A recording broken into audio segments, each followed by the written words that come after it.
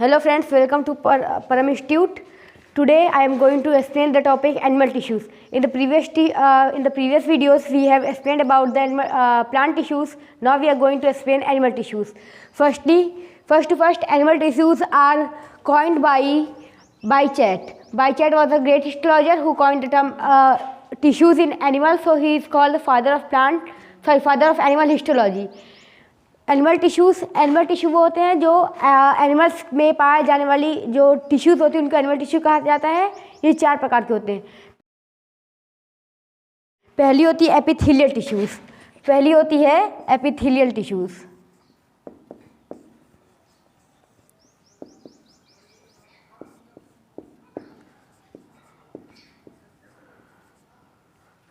Epithelial tissues ये जो animal होते हैं इनके जो आउटर मोस्ट लेयर होती है वो इस टिश्यू से बनती है। इनका मेन फंक्शन होता है प्रोटेक्शन प्रोवाइड करना और वो कवरिंग करना। जो हमारी स्किन का जो आउटर मोस्ट लेयर है वो भी एपिथेलियल टिश्यू से ही बनता है। इनमें इंटरसेलुलर स्पेसेस एब्सेंट होती है। ये जो जितनी भी एपिथेलियल टिश्यूज़ हैं सिवाय सिलेटेड में एपिथेलियल टिश्यूज़ को छोड़ के सभी बेसमेंट मेम्ब्रेन से सेपरेटेड होते हैं। ये टाइटली पैक्ड सेल होते हैं ताकि इसमें ज़्यादा वो वर्क कर पाएँ। और ये देखिए ये 4 प्रकार की होती है। पहला होता है squamous epithelium tissues. Squamous epithelial tissue ये होते हैं कि ये पहले तो ये लंग्स में पाए जाते हैं एल्वियोली में, और फिर लंग्स में पाए जाते हैं एल्वियोली, नोज़ और इसी सब में पाए जाते हैं। और आउटर लेयर ऑफ स्किन है उसमें पाए जाते हैं। इनका मेन फंक्शन होता है प्रोटेक्शन, शरीर को हमारे प्रोटेक्शन प्रोवाइड करना, एब्जॉर्प्शन और एक्सचेंज ऑफ गैसेज, जो गैसेस का एक्सचेंज होता है उसको करना। उसके बाद हम लोग का स्क्वैमस टिश्यूज़ के बाद दूसरा आता है क्यूबॉइडल टिश्यूज़। क्यूबॉइडल टिश्यू जो होते हैं ये क्यूब लाइक स्ट्रक्चर होते हैं। इनका जो लेंथ होता है, ब्रेथ होता है और हाइट तीनों आपस में इक्वल होता है। इसी वजह से इन्हें क्यूबॉइडल एपिथेलियल टिश्यूज़ कहा जाता है। और क्यूबॉइडल एपिथेलियल टिश्यूज़ पाए जाते हैं हमारे इंटेस्टाइन में, स्टमक में और गाल ब्लैडर में। इनका मेन फंक्शन होता है सेक्रेशन करना, कवरिंग प्रोवाइड करना, प्रोटेक्शन प्रोवाइड करना और एब्जॉर्प्शन करना। और उसके बाद होता है कॉलमनर एपिथेलियल टिश्यू जो होते हैं वो कॉलम लाइक स्ट्रक्चर होते हैं जिनका लेंथ ज़्यादा होता है, ब्रेथ बहुत कम होता है। कॉलम लाइक होने के कारण ये पाए जाते हैं हमारे ब्लैडर्स में, जैसे कि गाल ब्लैडर हो गया और सैलिवरी ग्लैंड हो गई, ग्लैंड वगैरह में पाए जाते हैं ये। और इनका मेन फंक्शन होता है एक्सक्रीशन, सेक्रेशन, प्रोटेक्शन, एब्जॉर्प्शन। 4 इनके मेन फंक्शन है जो इनके होते हैं। अगला होता है chelated epithelial tissue. Chelated epithelial tissues पाए जाते हैं हमारे लंग्स का जो रेस्पिरेटरी ट्रैक होता है और फैलोपियन ट्यूब होता है और जो किडनी की यूरिनरी ब्लैडर होती है उसमें पाए जाते हैं। इनका मेन फंक्शन होता है क्योंकि ये फैलोपियन ट्यूब से कनेक्टेड है तो इनका मेन फंक्शन होता है एक्सक्रीशन, सेक्रेशन और प्रोटेक्शन और एब्जॉर्प्शन प्रोवाइड करना। प्रोटेक्शन में ये ज़्यादा हेल्पफुल नहीं होते हैं। इनका मेन फंक्शन होता है एब्जॉर्प्शन, सेक्रेशन और एक्सक्रीशन करना। उसके बाद एक और होता है जो बहुत ही कॉम्प्लिकेटेड केस में पूछा जाता है, वो है ग्लैंडुलर का मतलब ये ग्लैंड से ही जुड़े होते हैं। ये जितने भी sweat gland, salivary gland, thyroid gland, जितने भी ग्लैंड होते हैं उसमें पाए जाते हैं। और इनका मेन फंक्शन होता है कि ये जो एंजाइम्स होते हैं जैसे पेनक्रियाज हो गया वो एंजाइम भी सिक्रेट करता है और हार्मोन भी सिक्रेट करता है। पूरी बॉडी में केवल यही एक ऐसा ऑर्गन होता है जो एंजाइम और हार्मोन दोनों सिक्रेट करता है। तो ये जो हमारा ग्लैंडुलर सेल है इनका मेन फंक्शन होता है सेक्रेशन और ये एब्जॉर्प्शन में भी हेल्प करता है। अगला टॉपिक हो जाएगा हम लोग का कनेक्टिव टिश्यूज़। कनेक्टिव टिश्यूज़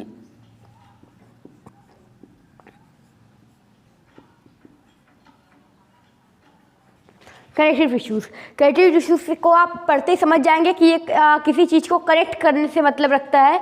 ये देखिए बोन टू बोन हो गया, जैसे जो भी ये हो गया हम लोग का स्केलेटल मसल से बोन, जॉइंट हो गई, जितने भी जॉइंट है सब कनेक्टिव टिश्यू से बनते हैं। ये देखिए 8 प्रकार के होते हैं। पहला होता है हमारा एरियोलर टिश्यूज़।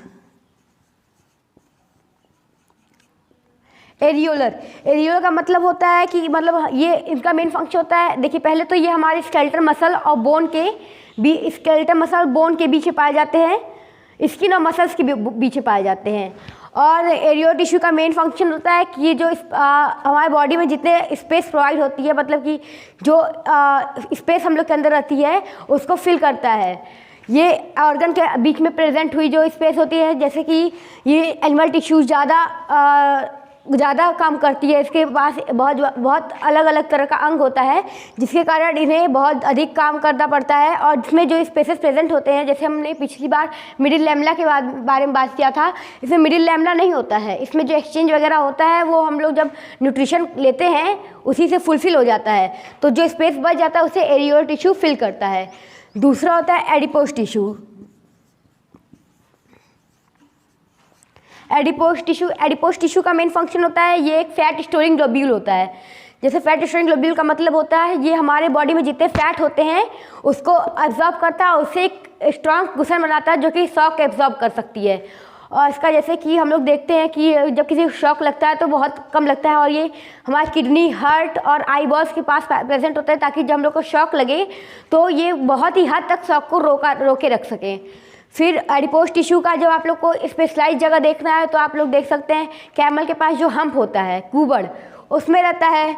और वेट का जो ब्लबर होता है वहाँ भी फैट स्टोर होता है, वो भी एडिपोज टिश्यू के कारण होता है। हमारे बॉडी में जो कि हमारी बॉडी छोटी है तो उसके लिए हमारे पास एडिपोज टिश्यू की मात्रा अच्छी ठीक ठाक है, और ये हमारे बॉडी के अंदर फॉर्म हो जाता है। लेकिन कैमल और वेल्स में ये बहुत ही एक्स्ट्रा लेयर बना देता है, ये एडिपोज टिश्यू। और अगला होता है हमारा वाइट फाइब्रस टिश्यूज़।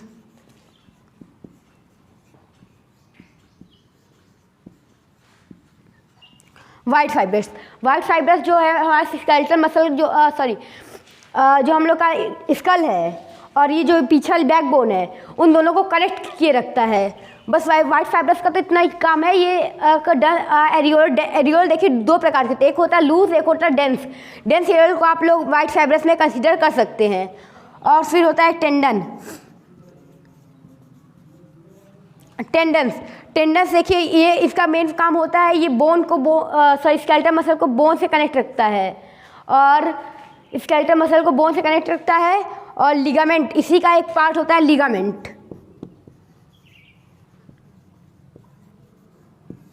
जो कि बोन को बोन से कनेक्ट रखता है। जैसे ये वाली बोन हमारी, एक यहाँ बोन है, एक ये बोन है, दोनों को यहाँ एल्बो के पास जो कनेक्ट करता है उसको लिगामेंट कहते हैं। फिर अगला है लिगामेंट के बाद एक होता है हमारा कार्टिलेज। ये होता तो सॉलिड है लेकिन बहुत फ्लेक्सिबल होता है, कार्टिलेज है ये जो कॉन्ड्रिन प्रोटीन से, इसका जो फॉर्मेशन होता है वो कॉन्ड्रिन प्रोटीन से होता है। और कॉन्ड्रिन प्रोटीन में जो, ये इंपॉर्टेंट क्वेश्चन है कि जो कॉन्ड्रिन प्रोटीन में जो सेल होते हैं वो कौन सी सेल होती है, किस चीज़ से बनती है, तो वो होता है कॉन्ड्रियोसाइट्स। जो कॉन्ड्रिन प्रोटीन को बनाने में जो हेल्प करता है सबसे अधिक, उसको कॉन्ड्रियोसाइट्स कहते हैं।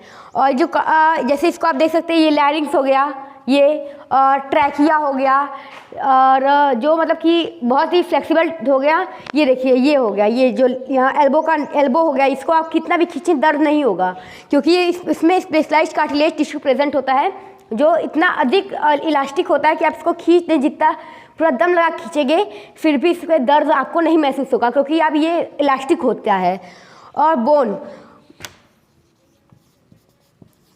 बोन्स भी एक सॉलिड होता है, लेकिन ये कनेक्टिव मतलब ये फ्लेक्सिबल नहीं होता है, बोन फ्लेक्सिबल नहीं होता है। और जो बोन है ये ओसिन प्रोटीन से मिलकर बनता है, और इसमें जो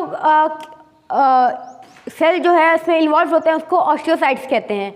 ऑस्टियोसाइट्स हो गया। और ये देखिए बोन्स का फॉर्मेशन दो एलिमेंट्स होता है, एक होता है कैल्शियम। देखिए बोन्स का जो फॉर्मेशन होता है वो कैल्शियम से और फास्फोरस से होता है, कैल्शियम और फास्फोरस को मिला के ये बोन का फॉर्मेशन होता है। ब्लड देखिए, ब्लड का बहुत ही कॉम्प्लिकेटेड ये है, इसको हम आपको नेक्स्ट टॉपिक में बताएंगे।